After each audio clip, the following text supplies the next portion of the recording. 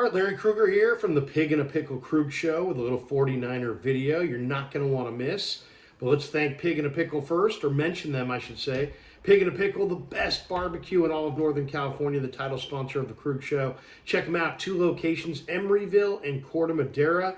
They're open in both spots 7 days a week from 11 a.m. till 8 p.m. or until they run out. Pig in a Pickle, the best barbecue you're going to find in all of Northern California. Get the brisket chili. Go say hi to Damon and Mary and tell them that Larry Krueger sent you. All right, let's talk a little bit about the 49ers. You know, the Niners roster is pretty loaded. There's no question about that. But there are still a couple of spots and a couple of free agents on the market that I think could really significantly help the 49ers. 5 in particular that I want to go through right here. The first one is Melvin Ingram. Defensive end, veteran defensive end, former star at South Carolina.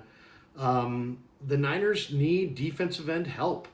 And you look at, even without Nick Bosa, or even if they had Nick Bosa, they still need defensive end help on the back end. They're going to play their defensive linemen in a rotation. Chris Kocurek was very clear about that. And Ingram would give the Niners a very experienced player who's got some juice left. And he's not going to command a huge, share of the snaps. He played 48% of the defensive snaps for the Dolphins last season, and he tallied 6 sacks across 17 games. This guy can burn the edge. This guy can hunt quarterbacks. I think this guy might be an upgrade on some of the backups they currently have. And, the old saying in football, you can never have enough outside pass rush, and Ingram would help in this category tremendously. I think you could plug him in right away. I think he could make an impact right away. And I think at this juncture, we're already in September, I think his price tag could be really relatively inexpensive. So free agent number 1 of interest, Melvin Ingram, free agent defensive end.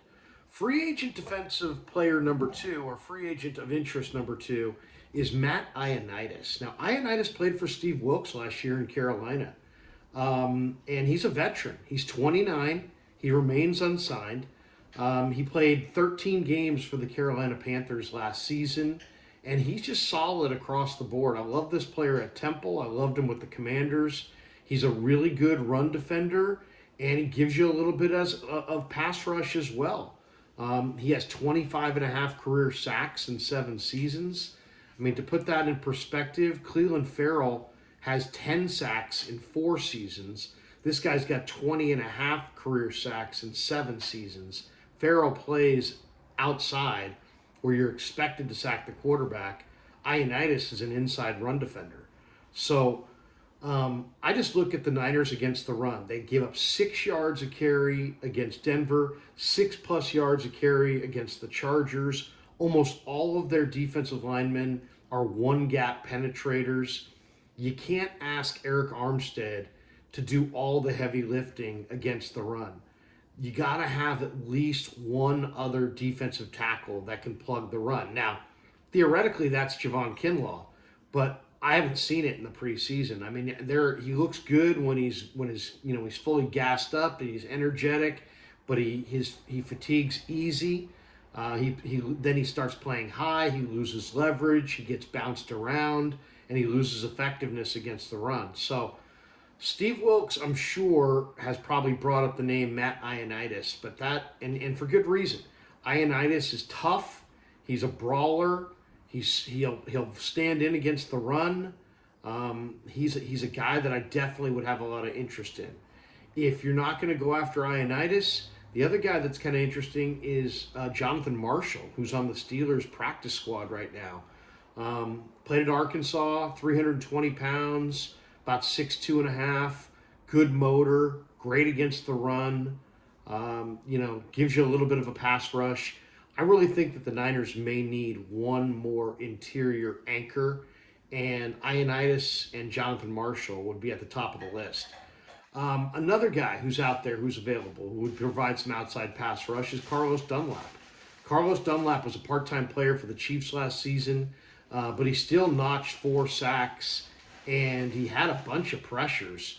And those pressures were only like 4 fewer than what Frank Clark had, even though Clark played a lot more snaps, and he played them for the exact same team. So when you look at, he had 20 total pressures, is what Dunlap provided last year for Kansas City. He's a big body defensive end who can help you. You want to line him up inside, stun him outside, you can do that. You want to line him up outside, stun him inside. I think you can play some games with him up front. Koceric loves to play games. Dunlap's a veteran. I really think Dunlap could help the Niners defensive line immeasurably. Another guy, now this is not nearly as big of a need because you do have Danny Gray, you do have Ray McCloud. But man, I mean, when I asked Kyle Shanahan last week about the need for speed at wide receiver to run off the top of the defense and basically create space underneath for the rest of the weapons, I asked him just directly, do teams play you differently when you don't have that vertical speed? And I couldn't even get the question out. And he's like, yes, they do. They know everybody's 40 time, and you got to have somebody who makes them honor the deep speed, or they're just not going to guard the deep quadrants of the field. Now, Purdy's going to take some shots. He doesn't have the biggest arm, but he will take shots down the field. But you got to have that one guy who can flat out run by you. And Anthony Schwartz could be that guy. The former Auburn Tiger ran 4.25 in the 40 at his pro day before the Browns used a third-round pick on him in the 2021 draft. He's had his issues. He has not really made an impact. He's had injuries. There have been those who've been critical of his route running. His hands have been a little inconsistent. That led to a lot of frustration in Cleveland, and the Browns did not put Schwartz on their 53-man roster. In fact, they signed an injury settlement for him. So he needs a fresh start. He needs a new coaching staff. He needs a new opportunity.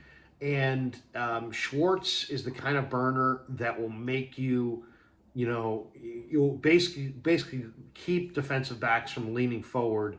And, he makes you fear that he's going to run by you. I mean, we think Danny Gray's fast. He ran 4.33. This guy ran 4.25.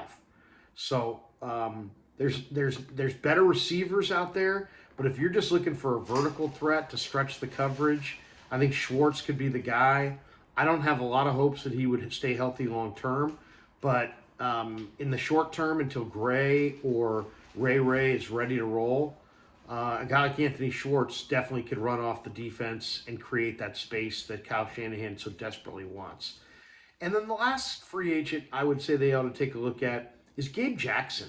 I've always been a Gabe Jackson fan. I loved him at Mississippi State. He's now 32. He's getting up there for sure in years. But he started at least 15 games in each of the last 3 seasons. And last season, he allowed only 2 sacks for the Seattle Seahawks. He was a longtime Raider, then played with the Seahawks. You're talking about a big-bodied guy. And if you want to do Brock Purdy a favor, you'll make sure that you keep pressure out of his face. And how do you do that? You have size and strength in the middle. Brendel's not the biggest guy. You got Banks and Burford, who are great size guys. Right now, you have Zakel, who's a good technician, 6'6", good prospect long term. But if by chance, and I like the idea of developing a young offensive lineman or two, but if by chance you had to have somebody, let's say Banks had another concussion, or let's say Burford, for whatever reason, had an injury, and you actually needed to play guys in the first 5-6 games of the season, I'd much rather have a guy like Gabe Jackson, who's been doing it in the NFL for years, and who started 15 games each of the last 3 seasons, than a developmental player. And Jackson is so wide, so strong, so relatively athletic for that size, that I think he'd be a great plug-and-play guard. And to me, that would be a guy worth having. So, once again, just to shout out the 6 guys that were the free agents that are out there that I still think could be of help to the Niners. Gabe Jackson along that offensive line, Anthony Schwartz if you're looking for the vertical threat, Carlos Dunlap and Melvin Ingram if you're looking for edge rushers, Matt Ioannidis and Jonathan Marshall if you're looking for pluggers in the middle at defensive tackle. All right, hope you enjoyed the video. Thanks to Pig and a Pickle for being the title sponsor of The Krug Show, and thanks to all you guys for supporting The Krug Show on YouTube.